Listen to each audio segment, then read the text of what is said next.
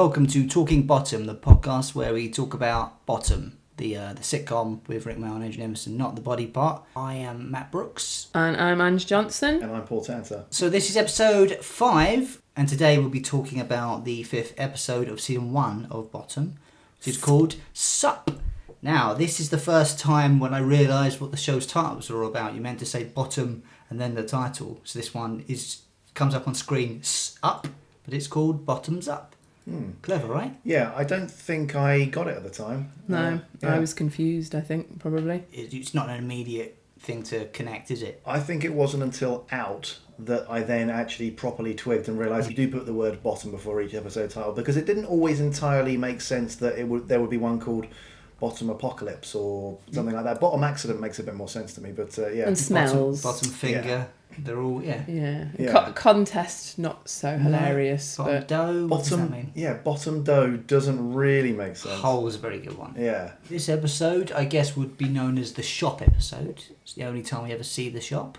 Of course it makes sense because it's above the flat that they go to. It is indeed for Sup. this episode. Yeah. So I remember this episode when it went out in 1991, and Eddie's attitude to Sundays is very much what my attitude to really lovely sunny days when I was off during summer holidays was, which was that I would close the curtains to get rid of all the fucking sunlight and get a video from the local video shop and watch it in the total darkness. Yeah. And someone cracks it open a little bit, the curtain, and you go, close that, I can't see the screen now. Hissing man. Yeah, you'd absolutely lose your shit at the fact that the sun was on the screen and trying to watch something. But isn't in that we've talked about the weather in the first few episodes and the one sunny day that they've got, and they're still in the flat, not out at the beginning of the episode at least. And Eddie literally says, close the curtains, and I'm trying to watch the television, I'm trying to watch a video. Yeah. After Richie's just had his lovely, it's a lovely day. Yeah. Richie's like how my mum used to be, like trying to get us out of the house. Come on, it's a lovely day, thinking that I had like friends and things to play with. Go outside and do stuff. Go and play with things. Maybe go and play in the road, play with the traffic. Stop playing with your knob and go outside. I don't know, I think I actually probably would have gone outside and played as well. Yeah. It wasn't like I was a complete recluse, but it certainly, it reminds you of British sunny days where you, even if the sun is out, you can't be bothered going outside. You just want to stay in and enjoy your relaxing weekend, which is exactly what, of course, the premise of this episode is at the start, isn't it? Yeah. Have we done the plot yet? You know what we have? It's a fairly succinct one, so this is the one that iTunes give. When Richie and Eddie's landlord has to attend his mother's funeral, he gets them to take charge of his shop for the day. Only problem is, it's Sunday, and Richie and Eddie would prefer to relax and watch the cricket. That's it, that's the summation. That's a really weird summation that seems to go nowhere. Well, there's not a lot of plot to this episode, is there really? I guess not. No. That is the premise. It feels to end quite suddenly as well. You notice that? This one? It does. You kind of feel like they ran out of plot and went, okay, well, they're up on the roof, so you can kind of end it at any time, but just by having them fall off, Yeah. I actually think the abrupt ending of this episode is one of the best. Very common thing of his where he's overly energetic and full of like passion and childish wonder, and Eddie is having none of it. I like his little cleaning up routine. He puts the food into the bin, then the bin out the window. And you hear, it's like morning. I love the morning vicar. Yeah, it's vicar, isn't it? And then it's like, fuck you! That's charming. Yeah, and then his obviously good mood then just completely turns into same to you with snobs on your steely great twat. He's on edge always, isn't he? He's not really a nice person. He's really bitter.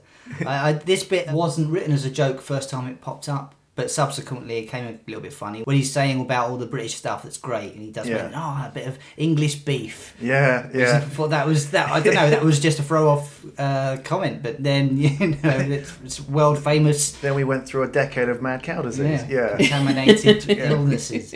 But it's his chirpy mood and his tidying up to me is again always him as the housewife, isn't it? That's the setup. He's the one who's got to keep the place in some sort of degree of tidiness. But it's not, but that he does the bare minimum, whereas Eddie will just sit on the couch all day and live in complete squalor if it wasn't for Richie doing something. I think him singing Land of Hope and Glory at the beginning of this episode is a very deliberate thing. It felt to me like when they wrote the episode, they decided that this was the episode where Richie was going to go into a complete nationalist kind of rant at any kind of opportunity. Yeah, it's a few in this episode. Yeah, like it's a real overriding thing for Richie in this episode. And like he starts off singing "Land of Hope and Glory." If this episode was now, there'd be Brexit written all over this episode. But in the kind of tradition of an ill-informed Brit who thinks he's patriotic, he's singing "Land of Hope and Glory," gets 2 bars in, and then can't remember the rest of the words. Yeah, very good point. Just that is where I live. Like, it's just it's superb to just make up the rest of it, and then that is generally, I think, what a lot of Brits think about their feelings towards Britain. It's just like, we love it because it's where we live, and that's all we need to know. Yeah. That's why it's glorious. He starts off with that song, and then that for Richie is kind of for the first 15-20 minutes of the episode, he's fusing his weird, wonderful tangents where in his head he's convinced himself of something, and he's combining it with this weird, fervent nationalism where he then goes off on rants about the French. He takes Napoleon's insult that we're a nation of shopkeepers, but actually thinks it's something complimentary about us. I didn't know that was a Napoleon thing. Yeah, that was something Napoleon said about the British. They're a nation of shopkeepers. Okay. That's Richie's ability to twist anything to his own argument, isn't it? That's what he will do. Same with, obviously, at first he's sort of like wanting to know what Eddie's got from the vid shop in terms of the porn, and then he'll say, "Well, I'm rather glad that they were." You know, he'll turn it to whatever he wants to make a point of, which is usually just the opposite to whatever Eddie's thinking. I'm rather glad because I'm now going to go back to my adopted persona of an aspiring middle class person who sort of looks down on smut and filth and all those kind of things. He does that a few times. He's done that in Contest as well with the Jazz Mag. Yeah. So after showing that, I'll have a look of it.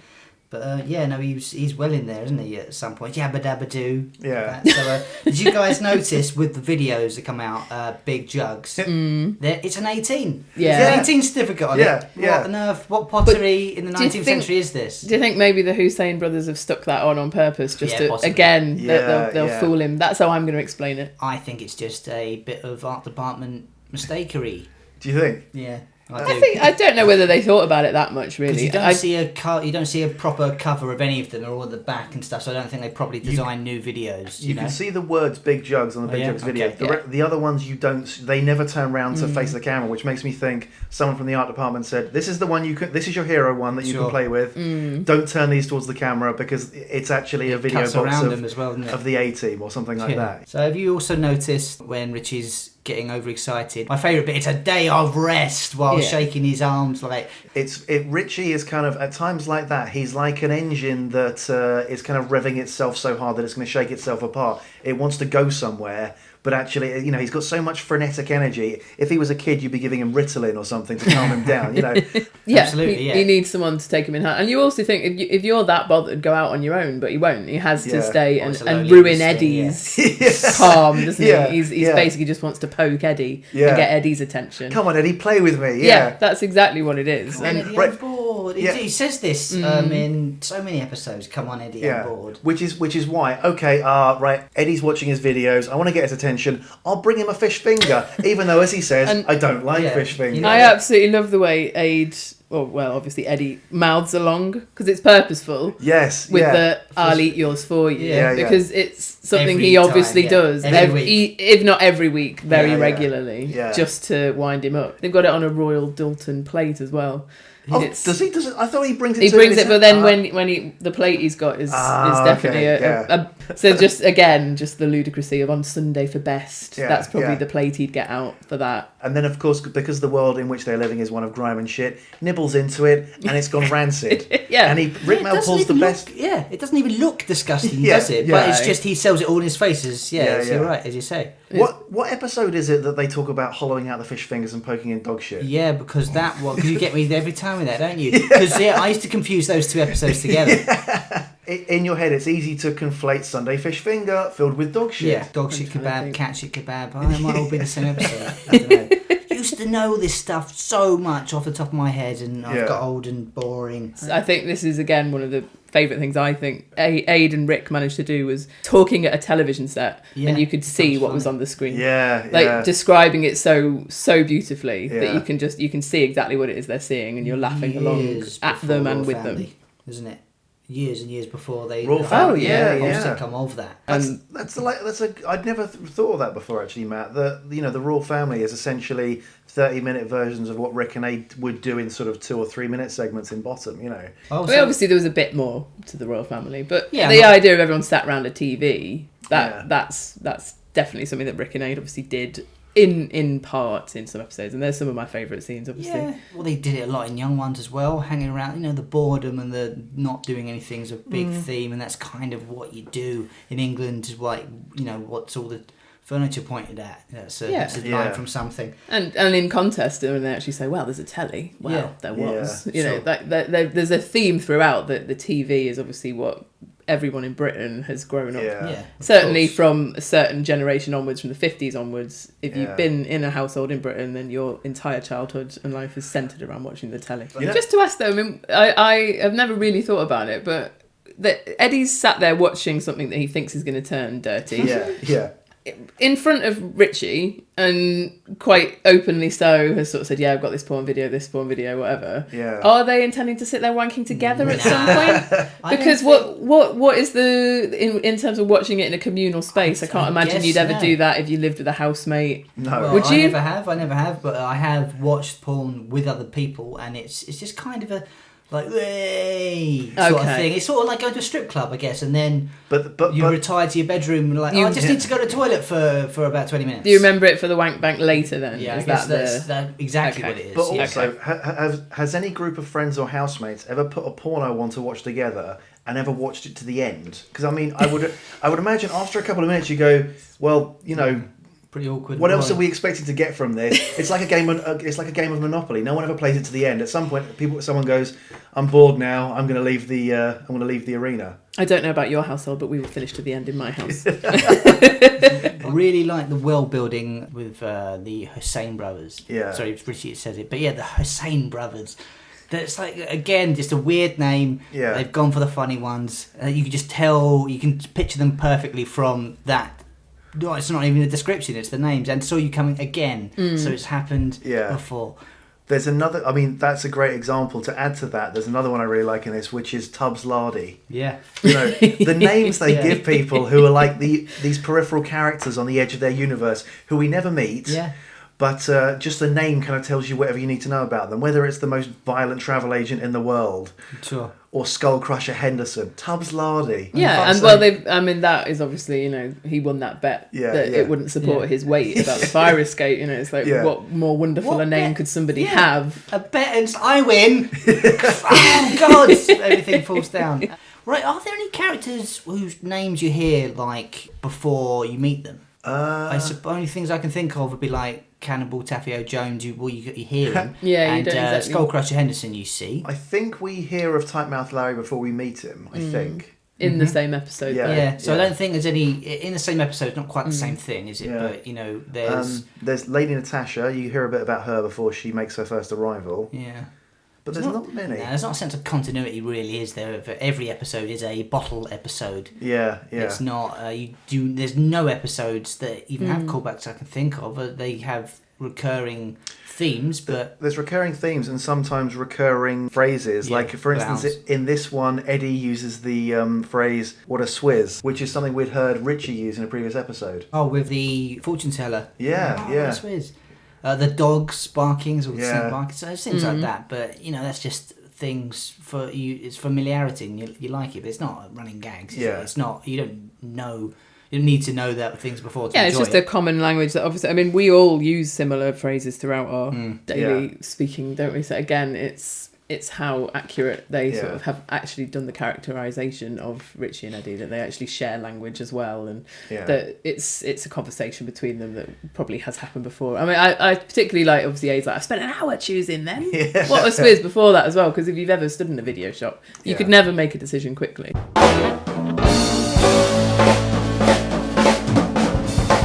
So Their video watching session is interrupted by Mr. Harrison, who is now introduced as their landlord, despite the fact that Richie's auntie apparently owns the place, knocking not on the door of the flat, but on the living room. Yes, the living room. And then they're like, oh God, who is it? And they're like, hang on, what the fuck? Who's someone's just themselves? Don't you love that they know who it is, because he obviously lets himself in, and then there's just a very slight knock, and they say go away. Yeah. Sporting the best comb over. Yes. The best Bobby Charlton style hair that's just flopping down. The side that's combed over is longer than any bit of the rest of his hair. It's like goes past. It's past his ears. It's like ugh. And just a horrible man, isn't it? Really, the idea that you'd be doing that kind of greasy, horrible comb over him, and he's got what else is he but a landlord? Probably licking your finger slightly in order to hook the hair back. Yeah. Turning up even more manic than Richie is on the day. Mr. Harrison is played by Roger Sloman. That's the guy. He's been in quite a few comedy shows over the 90s, and I mean he's still doing the rounds, isn't he? He's someone who, when he crops up, as soon as you hear his voice, you go,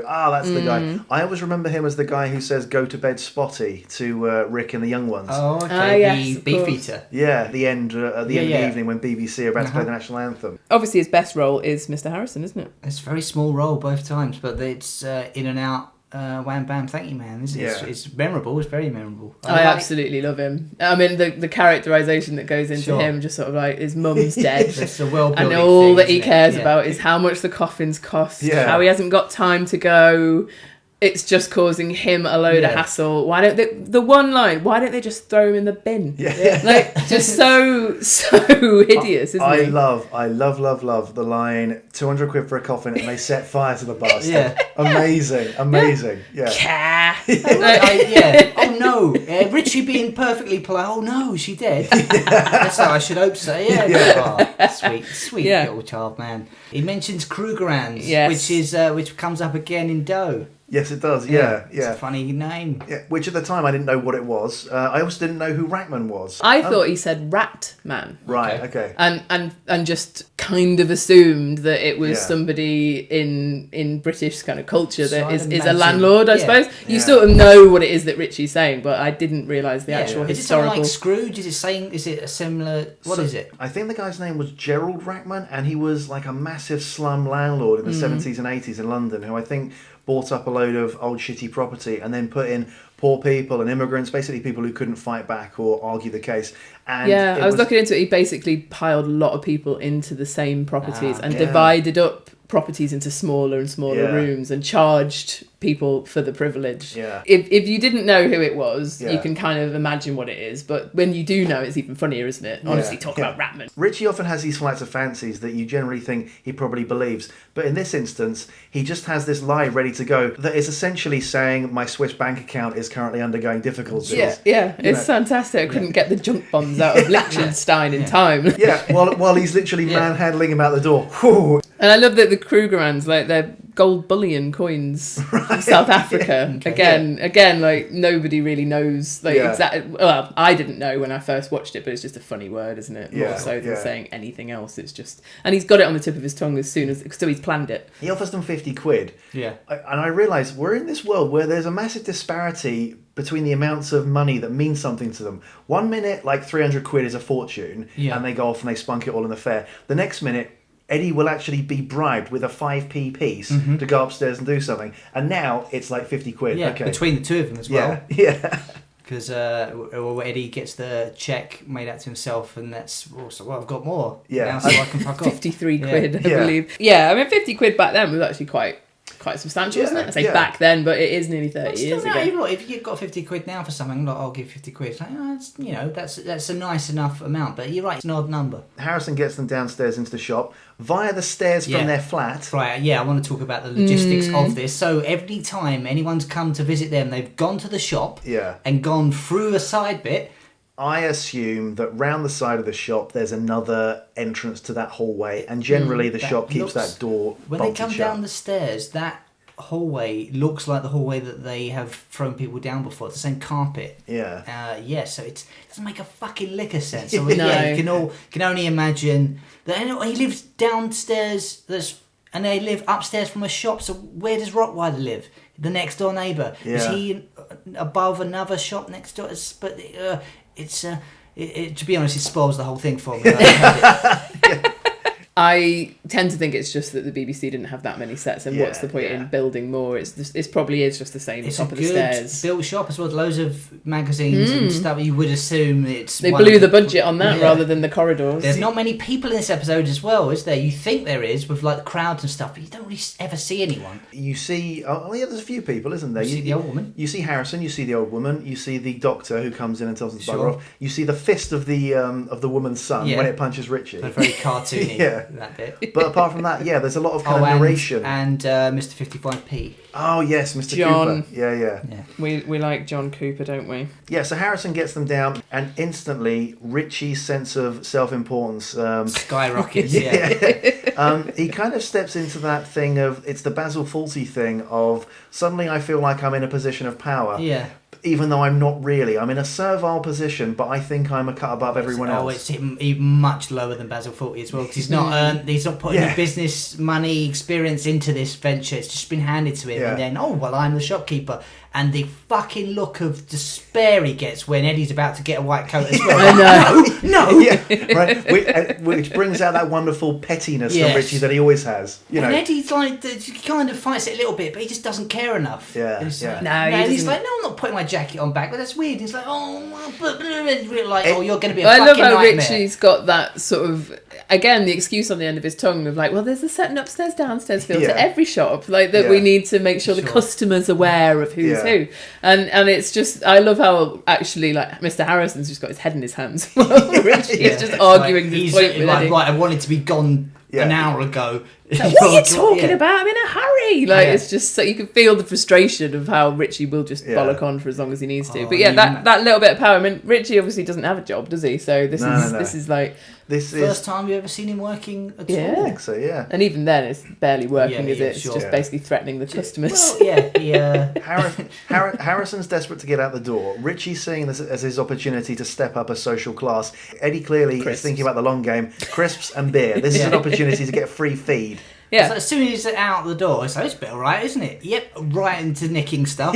Yeah, and shame he doesn't have a video section and all that. And you do wonder almost like why they haven't been down there into the shop before and the nick stuff. Well, they probably have, I suppose. Like that might be something that obviously they've never gone into. Gonna grab some crisps. Get crushed 2 or 3 times. Which is brilliant. Silly and funny. It's just another one of the great sound effects. A weird crunch food smashing up all the crisps. I realise that Richie hasn't earned it, so he's not in the same level as Basil Fawlty in that regard. But I think he kind of views himself in that way. So Basil Fawlty has that thing of when a guy checks in who is pretending to be a lord, he instantly thinks, this is my chance to suck up a social class. Richie, when he's walking around, but basically hallucinating in his head, even says, yes, morning, your lordship. He thinks, if I could be working here, I just get the respect that I deserve. And then if a poor person comes in, they'll be shoplifting and I'll catch them. And then goes into one of his wonderful flights of fancy, where not only does he act the whole thing out, but betrays an imaginary person. Well, he's after saying how good I am as he flips and flops. First he tears the head off the kid and then just puts it back on like with a whole emotional regret shit. I'm so sorry. Not really. But then he's playing a layer further than that as well, because then he's betraying him while sending him off. But it's all imaginary. How the fuck does he think this is a character? Think this quickly and randomly? But it's just so wonderful because it's his insanity, isn't it? And then to have all of the ridiculousness of Rick's little imaginary sort of little Johnny Cartwright from the flats and the telephone call and everything, then to have the old woman sum up exactly what it is that's wrong with Richie. What's the matter? Are you mad?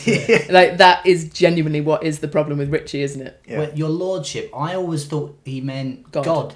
Yeah, he does. I think so. Oh, right. Because he looks up to the sky, doesn't he? And then yes, it's like, plenty of gravy mix. God has come down to God's come down to get gravy mix for his Sunday dinner. That's exactly what in Richie's mind. Richie does then do the social thing with the 2 people who come into the shop.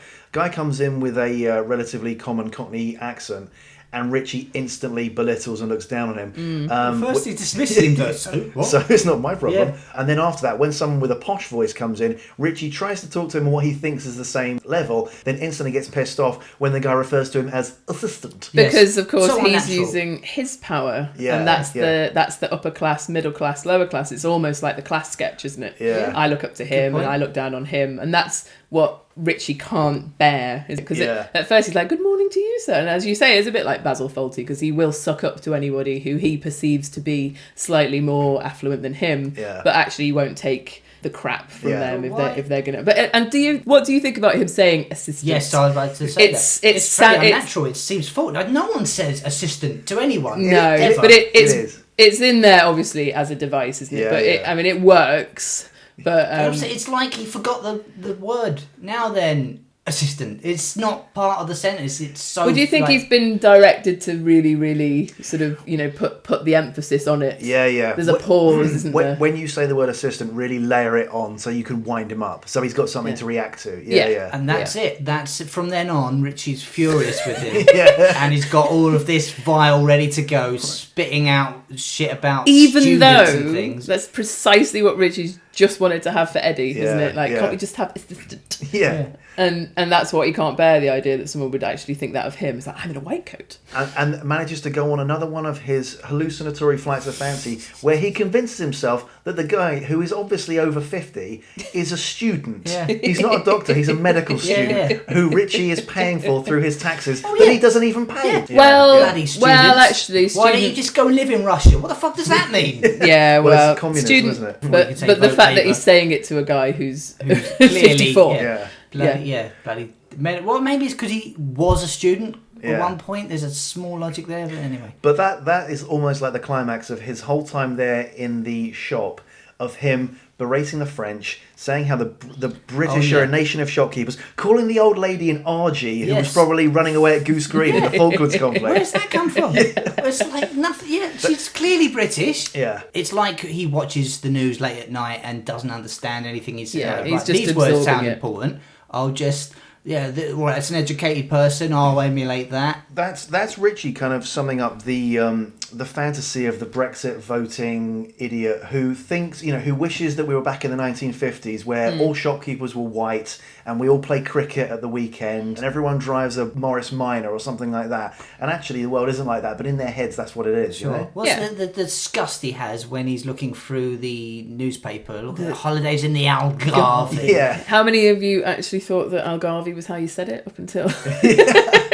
I still say it like that rather than the Algarve. But yeah, the xenophobia Yeah. on Richie is absolutely Yeah. appalling, isn't it? Obviously, it's for comedic purposes. We invented it, mate. Invented what? The South of France. We invented the south of France. Yeah. What's that mean? So we find a kind of reason for it in Richie's past for why he may hate France, Yes, don't we? okay. That's true. Which comes down to something that Eddie has done, which also proves that Eddie isn't a virgin. Yeah, sure. There's never been said that he's a virgin at all at this point. Yeah, they it's been sort of imply ambiguous. it. Yeah, they imply that Eddie is a virgin in a future episode, but yeah. Is this the first mention of Ethel Cardew? Yes, Yeah. I think it is, right? Yeah. But So- not the last. It's not the last. And the first mention of her, she is Richie's ex-girlfriend. Like, he's only had one bird, is Yeah. what Eddie says to him. And that, to me, sounds weird because Richie had a girlfriend, did Yeah, he? What's yeah. going on there? Fiancé. Well, it wasn't, was it? I was going to ask her. That's why I took her on a Although- romantic trip to, where was it, to Bruges? To Bruges. Yeah. Is, The tour of the battlefields, okay. yeah. is it possible that Ethel Cardew at this point in time was someone that Richie had met once on the trip or just before the trip, had agreed to go on it, therefore in Richie's mind this made him his I girlfriend? guess it must have been a group thing, I suppose, because why else would she agree to go Yeah. with Yeah. him on stuff? And Eddie was there as well. There was a few of them. What do we think Ethel Cardew looks like in real life? If there was an actress who was going to play Ethel Cardew, knows? who would we cast? Well, my she's goodness. got to be reasonably attractive because Eddie likes her.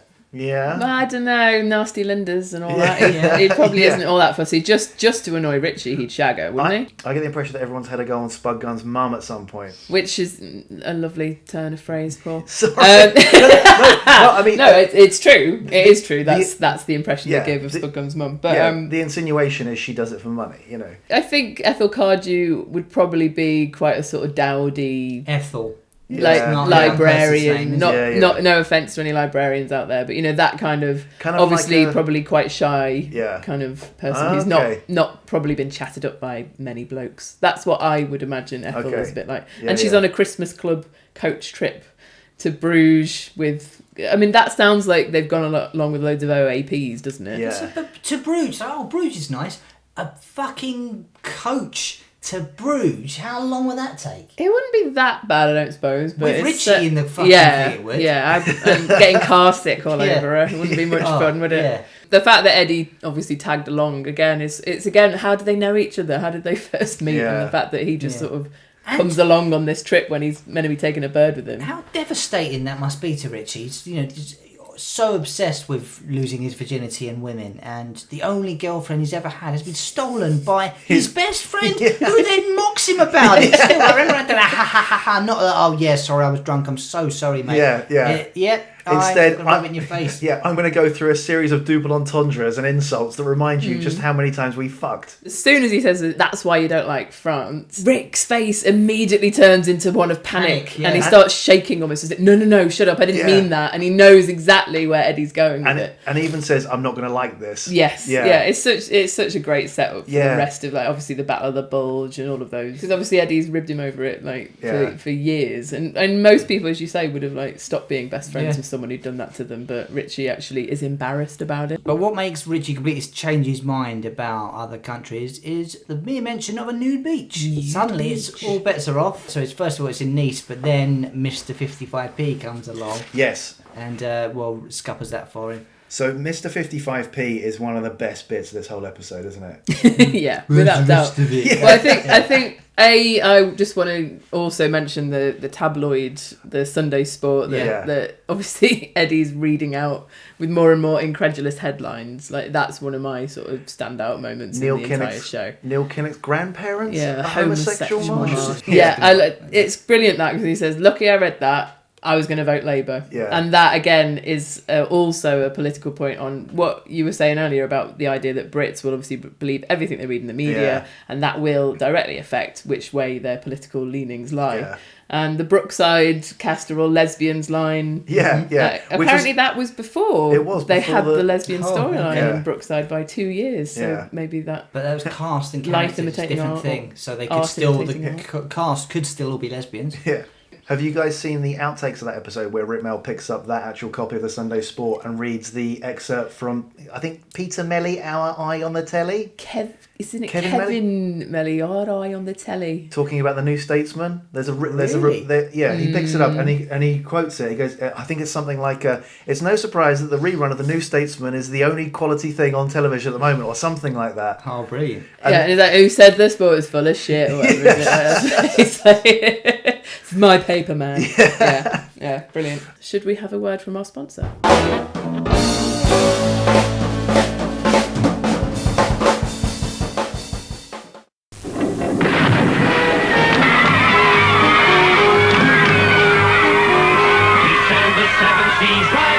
Ahoy there, mates! Anyone partial to bird's eye fish fingers? Take hold of Captain Bird's Eye! Captain Bird's Eye! Help yourselves, me hearties, while I have a word with your mum. Captain Bird's Eye's the name. I like to sail over just to see those faces when they're a-tucking into bird's eye fish fingers. Only whole cuts of sea fresh cod, and only bird's eye make a batter as crunchy as that. So take a tip from Captain Bird's Eye. Give 'em bird's eye fish fingers.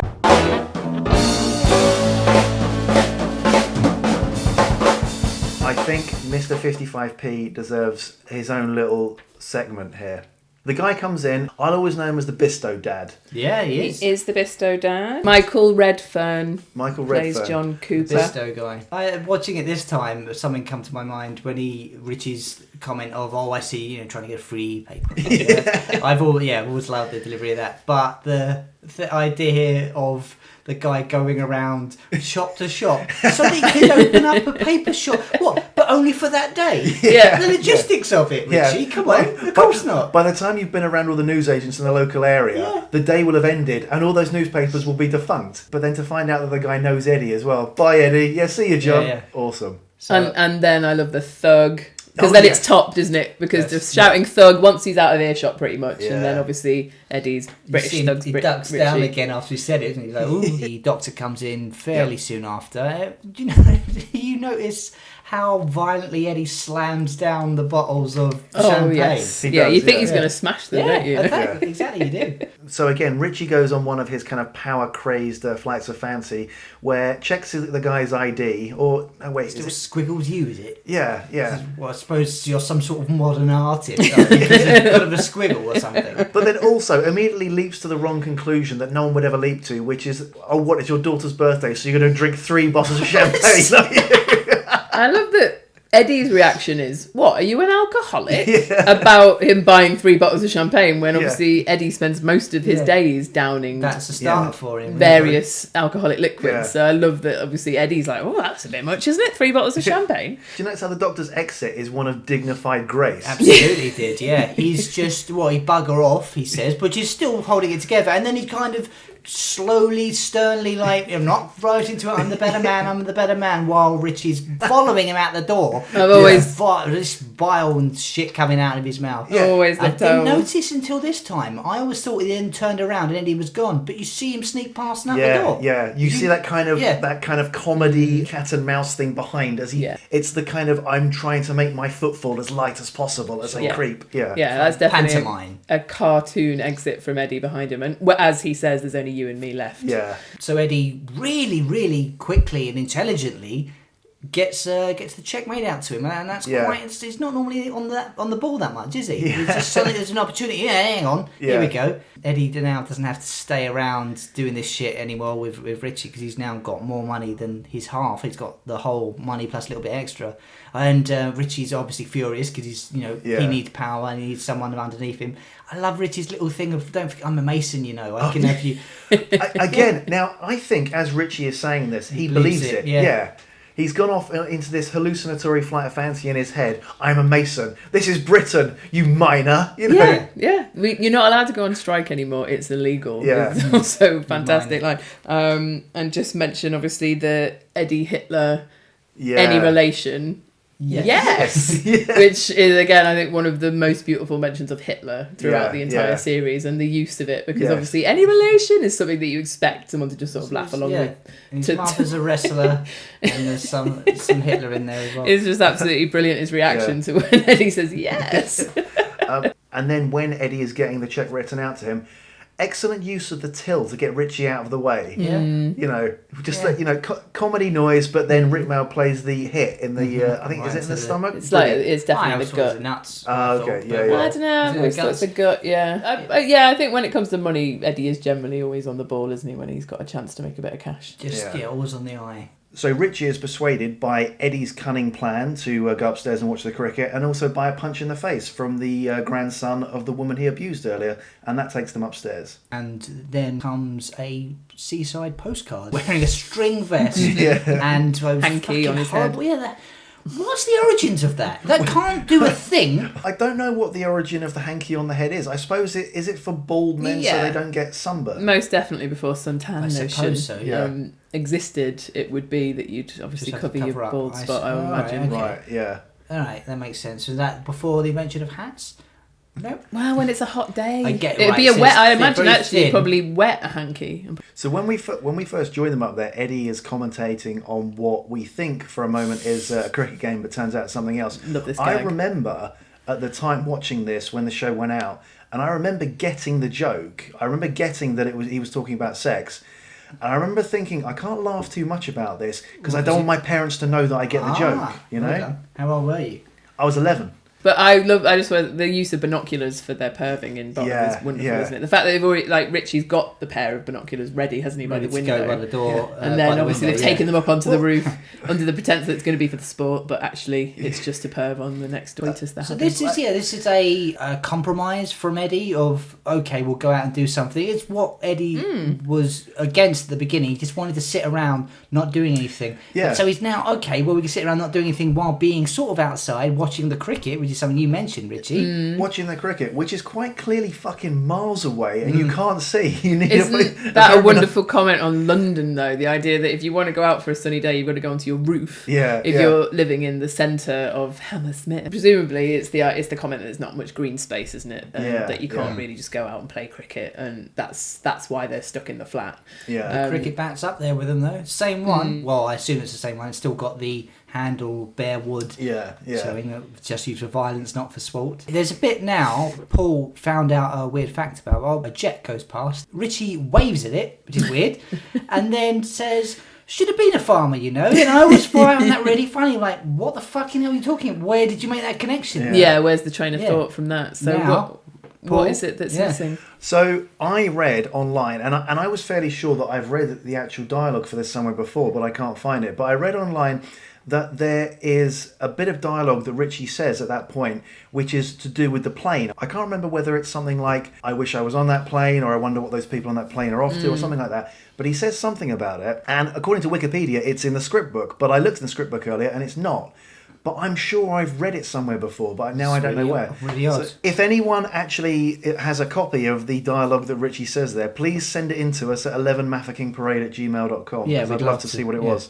I threw it open to one of the Bottom Facebook groups earlier, but no one was able to. Sure. What someone did was they cut and paste just the dialogue that Richie says in the episode to me. That's even though I'd literally said he says something extra about the plane. Oh, yeah. Right, well, that's Facebook for you. Yeah. And then people started descending into quoting Bottom in the thread, which is to be expected. And I would join in myself with it. Yes. I mean, I can't imagine what would take you from a plane to a farmer, but that's Richie's mind for you, isn't it? So it must be something to do with being outdoors. Yeah. And then therefore he goes into it. But the way that Richie leaps from conversation piece to conversation piece, it actually, I never really thought it was actually not making sense that he just suddenly says, I should have been a farmer, you know, because he's you know, I am, and then the ludicrous thing that he's actually part Red Indian, you know. Absolutely, despite being so British moments ago. Right, again. Where's he got that from? No, I am, you know, that bit. No, he defends it so viscerally. Cherokee. Now, like earlier, when in his head there's literally little Johnny Cartwright in front of him who he's pulling the head off, when he's literally insisting to Eddie, I'm a Mason, he's now insisting, I'm a Red Indian. And what, so a low-level Red Indian?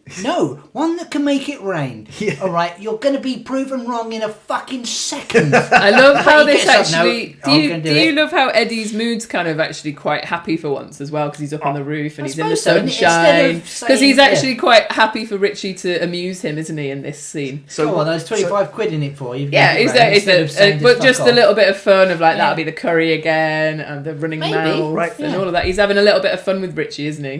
He has a bit of banter with him, but also I noticed in this scene there was one thing that I've never seen elsewhere on Bottom, which is that you see him cackle insanely sometimes, that sort of ha ha ha. But in this one, he actually chuckles as he's saying something. It's like he's laughing. The suntan lotion and mayonnaise on the face. You squirt it into your cheese roll. He says, but I ate that. And as he says, I know, he's laughing. That's quite evil, isn't it? That's why it's like, which is because I don't like you very much. Yeah, why didn't you tell me? Because I don't like you very much. But he says that so sincerely. This is because I don't like you very much, obviously. You fucking idiot. We give a special shout out to the seagull that shits in Richie's face. It's a horrible. It's someone doing a seagull impression. It's or something, and then it's that seagull's eaten so much. It's a generous helping of seagull poo in his face. If you've ever been shat on by a seagull, though, there is an insane amount that comes out of their arseholes. That's way too much. Obviously, for comedic purposes, the fact that it goes straight into Richie's face, his mouth a bit. Isn't it? Oh god, it's just so horrendous. But I love how he's just sort of like, I must use the wrong channel. But it's like, it works. It bloody works at the beginning. Looking at the colour and consistency of what they're using as bird shit, and also the manner in which it's delivered onto his face, obviously by a crew member, which I'll talk about later on in Quibbles. Do you think that they just use the mayonnaise bottle? It could almost look like it's squirted. From like one of those old paint things you had in school. Those sort of paint jars. It seems like that. It's quite a thick spurt, isn't it? That comes a out. thick arcing jet. Yeah. Yes. Yeah. That gets Rick Mail right in the face. And he does that look of like, oh my god, it's worked, before double taking and realising it's bird shit. Yeah. Yeah, and then just wiping it off in such a sort of he doesn't really get all of it. Yeah, it's still on his shirt for the rest of the episode, isn't it? Yeah, in fact, he wiped off the mayonnaise harder than he did the bird shit. Yeah, So- I mean, I just obviously going back to the Red Indian part of it as well. I love the build of that with the running mouth, sitting down, talking bollock. The moccasins line as well. I'm It's used to working in yeah, moccasins. Yeah. Again, he does it, I think he believes Have it. you worn them ever, Richie? Yeah, picks up a spatula. I go, no, that's good. No, actually, that is good. Yeah. I know my tomahawks, and a spatula is very much like a tomahawk. But then the commitment to just making up something which you could, I'm sure now all of us can quote, which is hom malapapillon. Malapapillon. Yeah. Rain. That's the bit that tickles me the most. Rain. And now the denouement of my magic spell is rain. Which of course comes true at the end of the episode. I wanted to then mention is also the sound effect. If we are, unless we're saving this for sound effects. No. But the bell in the back of the head and You hear the person. Oh, sounds Yeah. Ding ding ding. Yeah. Ah! Yeah. Absolutely superb comedy sound effect for that. And I love that it's like, come off it, mate. It's got bells on. Yeah. And then the comic timing of that. Yeah. The sound of the nose break as well when he. It's a good one, isn't it? That's the best sound of the entire episode. Right, so I think this is the first time, possibly out of the entire show, that Richie tries to play a practical joke on Eddie. I think so. Well, obviously, apart from the suicide and the, the head in the oven, that's not really a practical joke, is it? That's a trick to get a drink. That was trying to get a drink. Yeah. But no, this is great that Richie's actually in a good mood and he's thinking, right, how can I get him back after the... But getting back after what? Well, I think the cheese roll and the mayonnaise. Oh, I suppose so. And probably that. It's just as soon as Eddie goes anywhere, it's like, right, how can I get him? It's such a childish thing. It's almost like sibling rivalry. That. Have you ever eaten a pickled onion sandwich? I can't. I've not. And can you say the word sandwich without... A pickled saying onion sandwich. If I hear pickled onion, I will think of this episode. It's one of those things. I like pickled If it's just onions. one in the middle of the bread. That is Richie's butter. attempt at making a pickled onion sandwich. 2 bits of thin white bread, one not even a big pickled onion, just a small pickled onion in the middle, and I'll just leave it here on the roof. Yeah, but Eddie's actually delighted when he finds it as well. Oh, he sees it. Oh, how the fuck do you see 2 bits of bread or a little bulge in the middle? Like, oh, that's obviously a pickled onion sandwich. Eddie's not going to miss that, is he, when he comes back up? But that is, again, the camera work in that is brilliant with the way Rick's crouching and you can just sort of see him hiding and just so excited like a little child with a string. Oh, but by the way, sorry, before he traps them up there, the lead into, you know what's going to happen once Richie hits his nose on the door as Eddie opens it. Oh, and Eddie says, here, let me help you sit down. You know what's going to happen. And Rick does a brilliant, thanks mate, doesn't try to sit down as though you'd sit in it normally. He just goes for it, crashes right down into it. That looks a painful one. It does, yeah. Yeah. That I don't think you can really fake that. That's all in one shot, and he wallop right down. It's like he basically dives onto it. Yeah, it's a long way down there or something. Then I guess. No, I don't know. I think Rick would probably just crack his back open. They did a lot of injuries on set, didn't they? There's a lot of stories of that. So I like when he runs up to the trapdoor. Ha ha ha! Got you!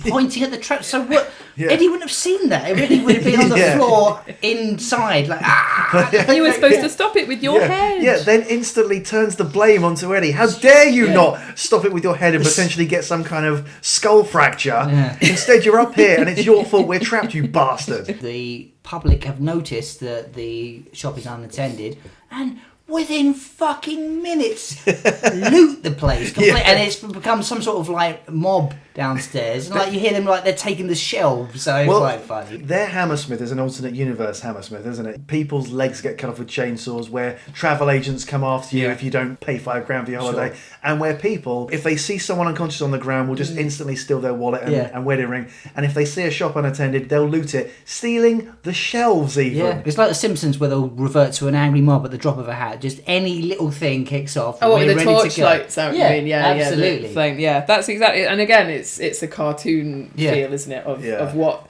But then people do think that as soon as somebody's like unconscious in London, they will get mugged. Like, I mean, I'm from the northwest near Liverpool, and there's also that sort of stereotype that surrounds there. But I love the fact that obviously they're sort of like, oh no, they're just nicking his wallet, and then it's like, have they got his wedding ring? Yeah, Richie spotted the wedding ring from up there. She's actually just as bad as the rest of them. Yeah, and the idea that they've got to get down there before. Like, why aren't they just mugging people the whole time, Richie and Eddie, if they're that low on cash? Because It's just the opportunity arises and then they'll leap on it, isn't it? Yeah, sure. Well, charity workers come to their house and they nick the money from them. Eddie goes downstairs, falls down for the drain pipe because the string's not there anymore because Richie intervened.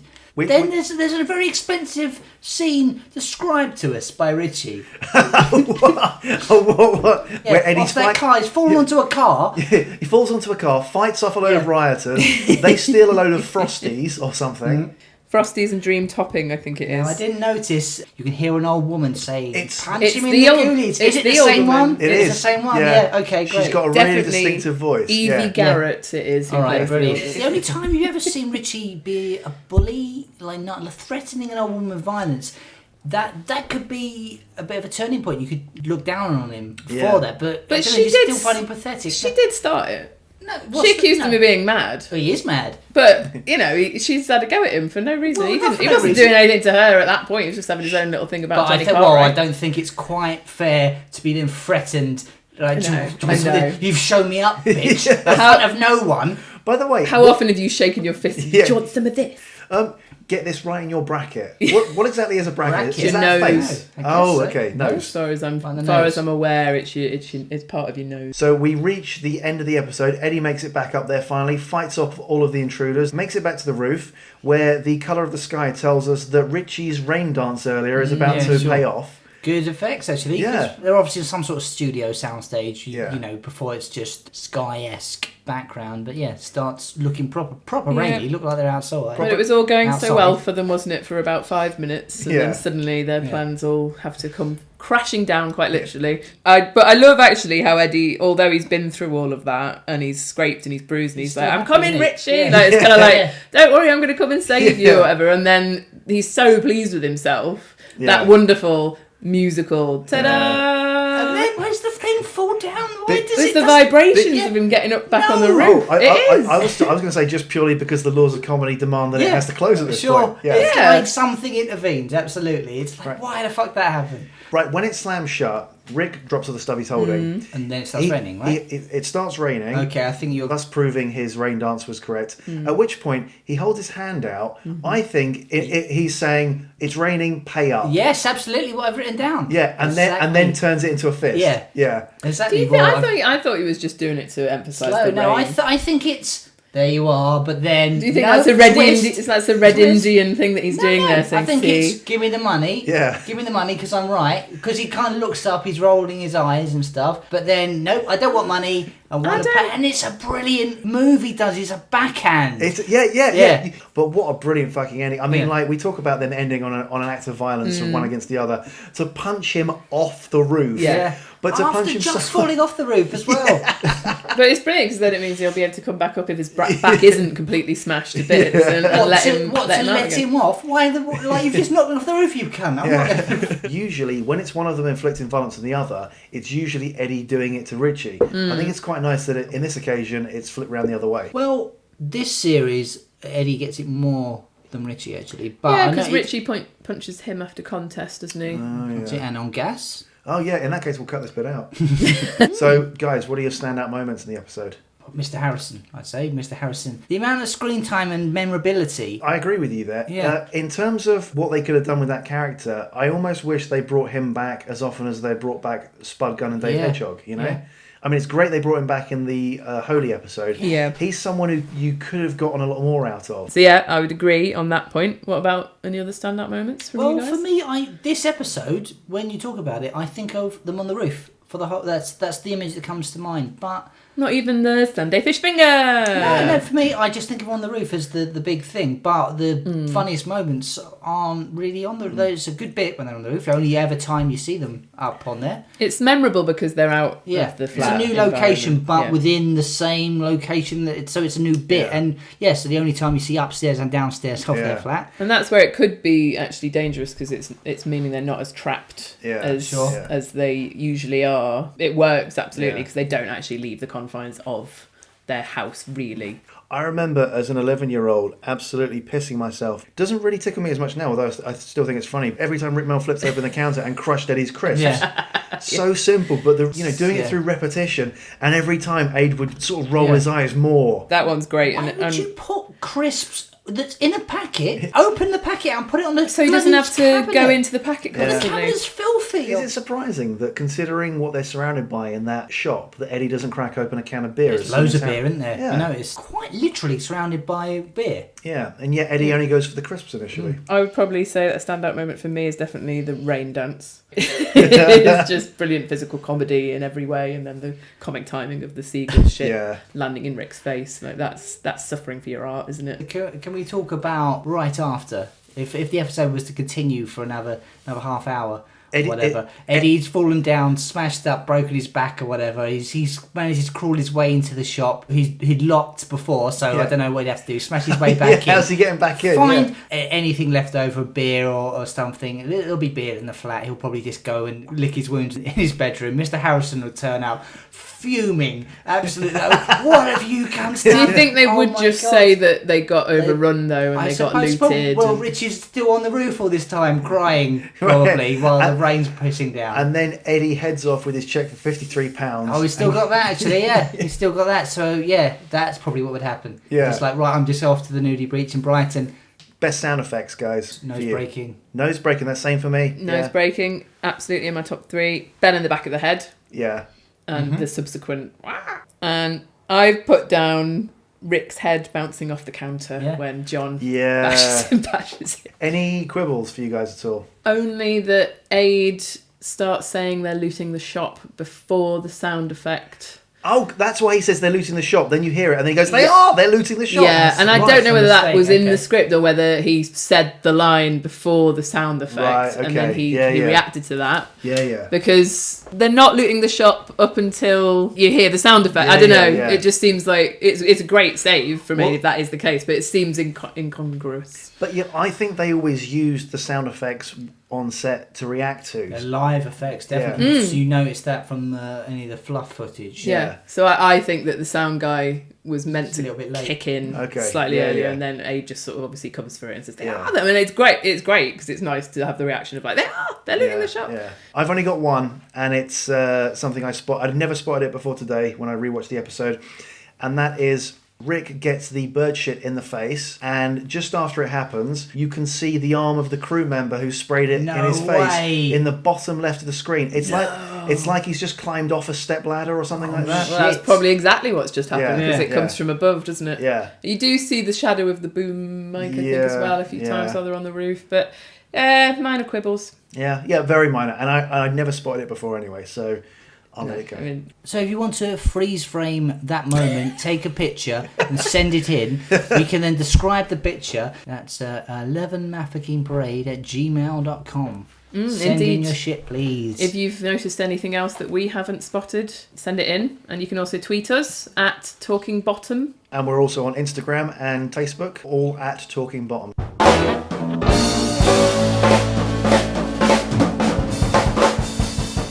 I think it's time for the quiz. Nope.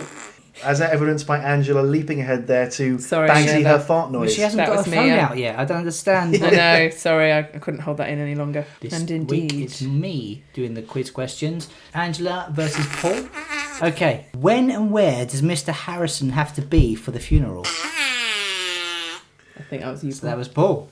Chepstow by noon. No! Penge. Penge! Fuck! It's Penge by noon, yes. Angela wins. Fuck! Why did they say Chepstow? I've got no idea. At Chepstow. I've combined...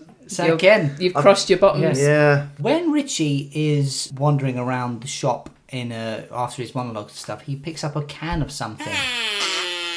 What is the can? There. Tuna. Yep, good. It is tuna. Yes. Tuna, Sorry. good, yeah. It's like, what? Exactly what I was expecting to be there. Pretty much what I say whenever I pick up a can of tuna. Yeah. Question number 3. What is the full name of Mr. 55p? John Cooper. Yes. How much does it cost to get to Brighton on the Intercity Saver? I want to say £12.67. Oh my god, so close. Can I try? Can he steal? Go on then. £12.60? Nope. No. So none of you got that. It's £12.69. Oh, hey! Think about it. 69 is the funny number. I know, but Yeah, no one got that one. Okay. I got that one. According to Richie, what is his Red Indian name? Go on. Paul, I think. Dances with the Wind. Yes. Next question. I doubted myself there, thinking, wait a second, it can't be that easy, can it? No, Yeah. okay, all right. Double bluff. Yeah. Next question. What are all the ingredients to Eddie's favourite sandwich? Pickled onion. Oh, No. What are all the ingredients? What? oh, can I steal? Pickled onion and bread. Yep. Well, fuck off. That's Pickled onion. bollocks. Obviously 2 bits of bread. Yes, I specified all the ingredients. That, you said ingredients. That means like I Bread's could be what? saying Bread's- flour. I could be breaking down what you make bread out You don't of. make bread The yourself. vinegar that's wrapped around the pickled onion. I'm querying that as a quiz question. I've written down bread and pickled onion. And, well... to be fair, those are the 2 components that Richie makes the sandwich out of. All right. Well, I'm going to yeah. argue that we should each get a half mark there. Well, no. Yes. Why does the fire escape not work? Paul. Because it collapsed when Tubbs Lardy went on it, but when they bet him it wouldn't hold his weight. Yes, when he bet them, I think. Well, But okay. okay, It collapsed under Tubbs Lardy's yes. weight. Yeah, Yes. sure. Why can't Richie use a drain pipe? According to him. Angela. Oh, I'm going to steal if you don't know this. Oh, yeah, buzzing Okay, I buzzed in too soon. Go on. I'm covered in mayonnaise. What will they think? Yes, he has mayonnaise all over his face. What do they think? I think that's a misleading question in that Well- it's why you can't go down the drain pipe to see everyone. Well, That's what he says. He says, well, why can't you go? Because Yeah, but not I've got mayonnaise specifically- over my face. oh, No, that's right, what whatever. he says. It's according to him. Ooh, I mean, you're being Very quite bitter, you're being yeah. quite combative in your losingness tonight, Angela. Well, whatever. I'm still in the Okay, lead. next question. What do you mean? No, you're not. Next question. Where does Richie say he can't get his junk bonds out of? Liechtenstein. Yes, that was Angela. Liechtenstein. She's Till in the end of the Germany. month. Yeah. In Germany. That's it. Oh, that's it. Damn, really? Angela's on 3, Paul's on 5. Not sure how So that what, adds up. what happened to the other 2? I don't know. Well, we got We got apparently two, we you got the didn't get pickled right. onion sandwich just wrong, even though we both got it No, right. no, the one you... I think what we need to take away from this is that I won. Right, so what's the overall scores now? Do people know? Well, I'm on 2. I think Paul's I'm now on on 2, 2. yeah. And you're, And you're on on 1 still, Matt. But Yeah. obviously you've still I've got still got the next week. So next week, either one person wins or we all draw in Yes. terms of the first series. Sure. What's the episode next week? Accident. Yeah. Richie's birthday is what I always used to call it. Yeah, that'll be next week. So I think that's my turn to be quizmaster next week. Yep, It your is. turn. Looking forward to that. If you'd like to get in contact with us, please get in contact at Talking Bottom. That's on Instagram, Twitter, and Facebook. Drop us an email at 11mafekingparade@gmail.com. All the links will be in the description of the podcast because 11 Mafeking Parade, horrible to spell. Horrible. Take care, children. See you next week. Bye guys.